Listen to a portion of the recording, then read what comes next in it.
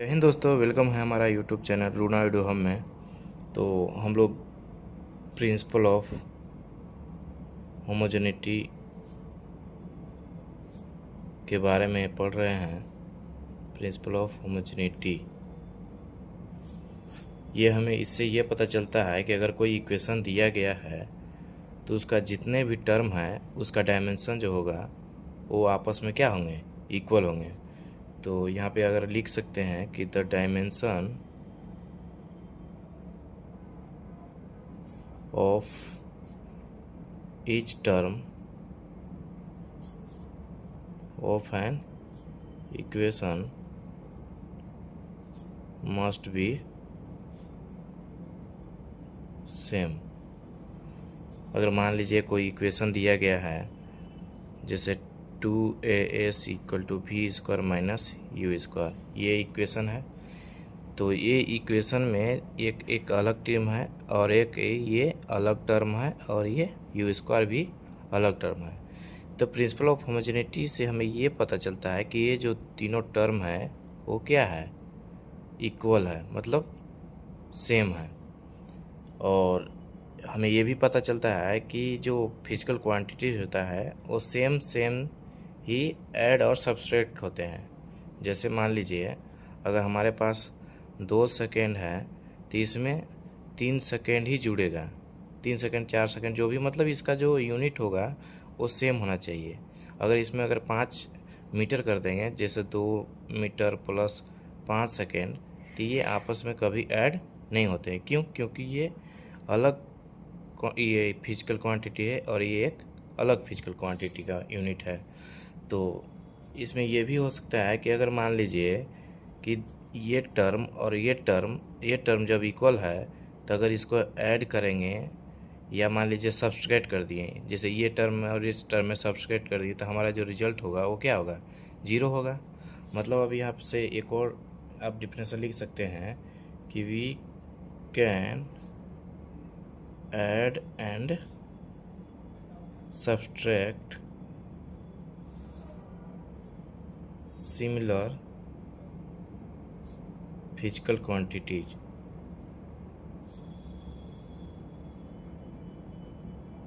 ये सभी के बारे में हम बड़ी अच्छा से डिस्कस पिछला वीडियो में कर चुके हैं। अगर वो वीडियो आप नहीं देखे हैं तो पहले उस वीडियो को क्लियर करें, तभी जा कर के अच्छा से और समझ में आएगा। फिर भी हम कोशिश किए हैं कि वो वीडियो ना देख करके भी अगर ये डायरेक्ट वीडियो देखते हैं तो भी पूरा समझ में आ जाएगा। तो यहाँ पे जो इक्वेशन लिए थे ये 2s equal to V square minus U square, तो इसमें जो टर्म है वो 3 टर्म है और तीनों टर्म का जो डायमेंशन होगा वो आपस में क्या होगा, इक्वल होगा। तो इस प्रकार से क्वेश्चन हमारा दे सकता है कि find the dimension of A B C D and E in equation. मान लीजिए हम दे दिए कि x बराबर a plus B T plus C T square plus D T cube बाटा E plus T, where information देता है। आपको हमेशा क्वेश्चन में इंफॉर्मेशन गिवन मिलेगा, नहीं तो हमें पता कैसे चलेगा कि कौन सा टर्म क्या है। वेयर x इज डिस्प्लेसमेंट और t इज टाइम। तो यहाँ से हमें हिंट्स जो दिया है, ये x जो है वो डिस्प्लेसमेंट है। डिस्प्लेसमेंट दैट मीन्स लेंथ, मतलब displacement, what is displacement, the shortest distance travel by the object. मतलब इनिशियल से फाइनल, ये इसके बारे में, डिस्प्लेसमेंट के बारे में डिस्कस करेंगे आगे, लेकिन इसका डायमेंशन जो होता है वो क्या होता है, एल होता है। अभी फ़िलहाल ज़रूरत क्या चीज़ का है, डायमेंशन का। याद रखेंगे डिस्प्लेसमेंट का डायमेंशन क्या होता है, एल होता है। यहाँ पे ए बी सी डी और ई का डायमेंशन हमें फाइंड करना है। तो अभी बताया गया कि अगर कोई इक्वेशन दिया है तो हमें इक्वेशन ये मिला है, x बराबर ए प्लस बी। यहाँ पे लिख सकते हैं given X is equal to A plus B T plus C T square plus D T cube by E plus T. इससे जो टर्म है ये एक अलग टर्म है, ये भी एक क्या है, अलग टर्म है। तो हमें यहाँ से फाइंड करना है ए का डायमेंशन, बी का डायमेंशन, सी का डायमेंशन और डी का डायमेंशन और ई का डायमेंशन। तो यहाँ से लिख सकते हैं कि डायमेंशन ऑफ, अगर क्लियर समझ में नहीं आ रहा होगा तो आप पिछला वीडियो को देख सकते हैं, उसमें क्लियर समझाया गया है। डायमेंशन ऑफ एक्स मतलब इसके बराबर इसके होगा, इसके बराबर इसके होगा, इसके बराबर इसके होगा और इसके बराबर भी इसके होगा। क्यों? क्योंकि प्रिंसिपल ऑफ होमोजेनिटी हमें यही बताता है कि अगर कोई इक्वेशन दिया गया है तो उस इक्वेशन में जितने भी टर्म हैं वो आपस में क्या है, इक्वल है। ठीक है, तो dimension of A equal to dimension of X, और एक्स क्या है, डिस्प्लेसमेंट। तो यहाँ से लिख सकते हैं m0 l के पावर 1 और t के पावर 0। ये हमें ए का डायमेंशन फाइंड हो गया। इसी तरह से लिखेंगे dimension of B T equal to dimension of X. यहाँ से बी इंटू टी तक क्या है, टाइम है, तो टाइम का डायमेंशन टी हो जाएगा। और यहाँ पे क्या है डायमेंशन, डिस्प्लेसमेंट का एल है। ये देखिए इधर मल्टीप्लाई में है, इधर आके डिवाइड हो जाएगा बटा में टी, तो टी के पावर 1 नीचे में है तो ऊपर जाएगा क्या हो जाएगा, माइनस में। तो यहाँ से डायमेंशन ऑफ वी निकल कर आ जाएगा एल टी का पावर -1। यहाँ पे लिखेंगे m0। नेक्स्ट आपको देखेंगे डायमेंशन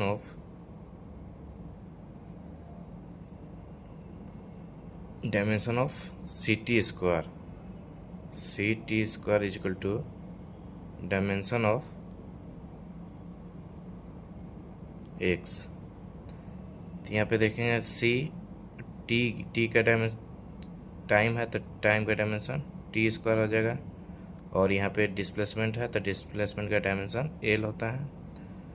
यहाँ पे देख सकते हैं, अगर डायमेंशन समझ में नहीं आ रहा होगा तो डायमेंशन का एक वीडियो डाला हुआ है, उसमें क्लियर समझ सकते हैं कि डायमेंशन एल और टी कैसे लिखते हैं। और यहाँ मल्टीप्लाई में है तो इधर आके डिवाइड हो जाएगा, डिवाइड है तो प्लस में पावर है तो ऊपर जाएगा क्या चीज़ में हो जाएगा, माइनस में हो जाएगा। तो यहाँ से डायमेंशन ऑफ सी निकल कर आ जाएगा m0 l1 t के पावर -2। नेक्स्ट आप यहाँ से देख सकते हैं कि हमारा ए का भी निकल कर आ गया, बी का भी निकल कर आ गया और सी का। ए का डायमेंशन इतना, बी का डायमेंशन इतना, सी का डायमेंशन इतना। अब हमें यहाँ से निकालेंगे कि डी और ई का। तो आप देख सकते हैं ई प्लस टी, हम अभी तुरंत बताए हैं कि ऐड या सब्सट्रैक्ट जो होगा, मतलब जोड़ या घटा सकते हैं, वो सिमिलर क्वांटिटीज से ही घटा सकते हैं। अगर मान लीजिए डिफरेंट रहेगा तो वो ऐड या सब्सट्रैक्ट नहीं हो सकता है। जैसे हम आम प्लस आम ही जोड़ सकते हैं, आम और केला नहीं जोड़ सकते हैं। उसी तरह से यहाँ ए और टी ऐड हुआ है, इसका मतलब ये हुआ कि जो टी है वो बराबर ई के है। मतलब यहाँ से लिख सकते हैं डायमेंशन ऑफ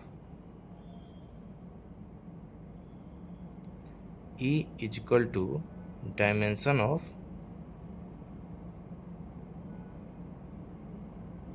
टी। तो ई बराबर लिख सकते हैं डायमेंशन ऑफ टी। टी क्या है, टाइम है, टाइम का डायमेंशन क्या होता है टी, तो m0 l0 t के पावर 1। समझ में आ रहा है ना आप लोग को? क्योंकि देखिए टी ई प्लस टी है, मतलब ऐड हो रहा है, तो ऐड हो रहा है मतलब सेम क्वांटिटी है। तो टी क्या है, टाइम है, तो ई भी क्या होगा, टाइम ही है। इसलिए ई का डायमेंशन क्या होगा, m0 l0 t के पावर 1। अब हमारा ए का निकल कर आ गया, बी के निकल गया, सी आ गया और ई, लेकिन अभी तक डी का नहीं है।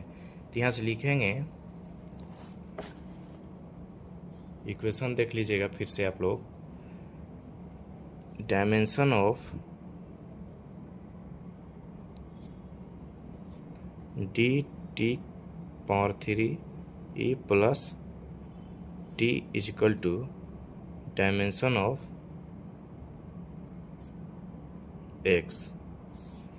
यहाँ से देखेंगे कि डी है और मल्टीप्लाई में क्या है, टाइम है, टाइम के पावर 3, तो टाइम का डायमेंशन जो होता है टी होता है, तो टी के पावर 3 है, टी के पावर 3 दे देंगे।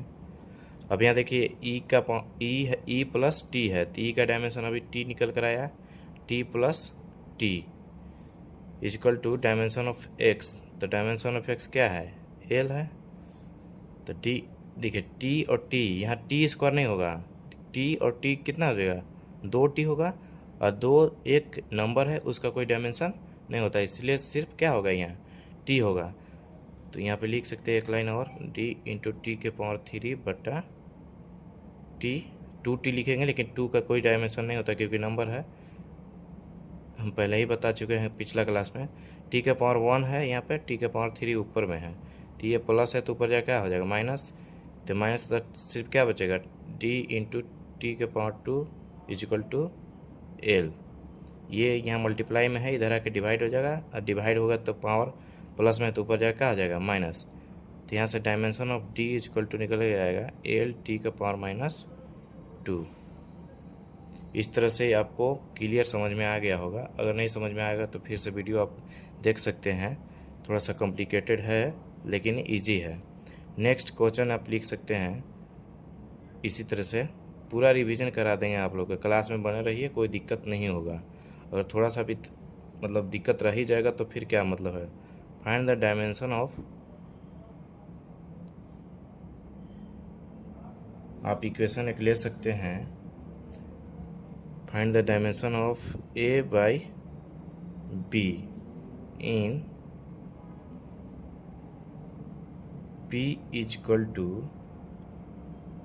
ए माइनस टी स्क्वायर बटा बी एक्स, वेयर पी क्या है, प्रेशर। क्वेश्चन में हमेशा इंफॉर्मेशन गिवन मिलेगा ही मिलेगा, इसमें सोचने वाली बात नहीं है। टी इज टाइम है और एक्स इज क्या है, डिस्प्लेसमेंट है। क्वेश्चन जो बोल रहा है find the dimension of A by B, मतलब पहले ए का डायमेंशन निकालेंगे और बी का डायमेंशन निकालेंगे, उसके बाद दोनों को रेशियो में ले लेंगे। कौन सा इक्वेशन से, इस इक्वेशन से, P is equal to A minus T square बटा B x, where P is pressure, T is time, X is displacement. अब हमें जो डायमेंशन का ज़रूरत पड़ेगा वो प्रेशर का पड़ेगा और टाइम का और डिस्प्लेसमेंट का। ये सब जितना भी क्वांटिटी जा रहा है, फिजिकल क्वांटिटी, सारे के जो डायमेंशन क्या होता है वो अच्छा से बताया गया है पिछला वीडियो में, आप लोग देख सकते हैं यूनिट और डायमेंशन जो चैप्टर पढ़ाया गया है उसमें। तो यहाँ से हम लोग सॉल्व कर सकते हैं कि ये जो इक्वेशन है P इजक्वल टू, ये जो टर्म है वो बराबर होगा इसके बराबर। तो यहाँ से प्रेशर इजक्वल टू हम लोग जानते हैं, पहले निकाल लेते हैं। प्रेशर इजक्वल टू क्या होता है, फोर्स बाई एरिया, और फोर्स का डायमेंशन जो होता है mL/T के पावर -2। ये अगर डायरेक्ट प्रेशर का याद होगा तो आप डायरेक्ट भी लिख सकते हैं। एरिया का होता है एल स्क्वायर, तो ये एल स्क्वायर प्लस में है तो ऊपर जाकर क्या आ जाएगा, माइनस, तो एल का पावर यहाँ 1 प्लस में है, यहाँ से m का पावर 1, एल का पावर -1 और t का पावर -2। ये हमारा प्रेशर का डायमेंशन निकल कर आ गया। तो यहाँ से आप देख सकते हैं अभी तुरंत बताया गया है कि ये जो है सब्सट्रैक्ट हो रहा है, ए माइनस टी स्क्वायर मतलब सब्सट्रैक्ट हो रहा है, दैट मीन्स ये जो टर्म है दोनों क्या है, सेम क्वांटिटी है, सेम क्वांटिटी है, इसका मतलब टी स्क्वायर बराबर ए हो जाएगा। मतलब यहाँ से लिख सकते हैं dimension of A is equal to dimension of T square. क्यों, क्योंकि ऐड या सब्सट्रैक्ट जो होता है वो सेम क्वांटिटी से ही होता है और डिफरेंट क्वांटिटी से नहीं होता है, इसलिए ये सब्सट्रैक्ट हो रहा है ए माइनस टी स्क्वायर, मतलब ये सेम क्वांटिटीज है। तो यहाँ से निकल कर आएगा dimension of T square, T क्या है, टाइम है, तो टाइम है तो टी हो जाता है, तो टी स्क्वायर यहाँ पे लिख सकते हैं m0 L0 और टी स्क्वायर। यहाँ से ए का निकल गया, अब हमें क्या चाहिए, बी का। तो ये जो पूरा टर्म है वो किसके बराबर है, प्रेशर के बराबर, तो लिखेंगे डायमेंशन ऑफ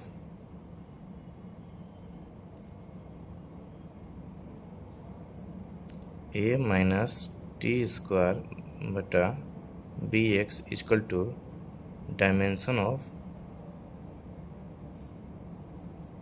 पी। ये ए माइनस टी स्क्वायर ये सबट्रैक्ट करेंगे फिर भी डायमेंशन हमारा जो टी स्क्वायर ही आएगा, यहाँ पे टी स्क्वायर डायमेंशन आएगा। बी एक्स जो है क्या है, यहाँ पे हिंट्स दिया हुआ है। एक्स डिस्प्लेसमेंट का डायमेंशन क्या होता है, एल होता है, बराबर डायमेंशन ऑफ पी क्या है, प्रेशर का भी तुरंत डायमेंशन निकाले हैं, m1 एल का पावर -1 टी का पावर -2। यहाँ से b इक्वल टू निकाल लेंगे, एल का पावर ये नीचे में तो ऊपर उधर जाके क्या हो जाएगा, मल्टीप्लाई हो जाएगा।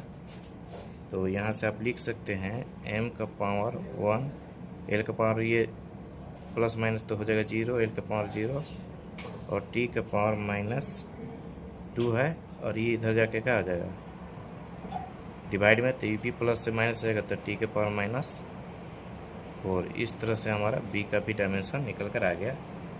तो इसलिए हमें जो क्वेश्चन दिया गया है ए बाई बी, तो ए बाई बी इक्वल टू ए का डायमेंशन क्या निकल कर आया है, टी स्क्वायर, और बी का डायमेंशन क्या है, m1 l0 टी के पावर -4 ये निकल कर आया है। यहाँ पे देख सकते हैं टी के पावर -4 है, यहाँ प्लस में है, तो ये नीचे से ऊपर जाएगा तो क्या चीज़ होगा, प्लस हो जाएगा।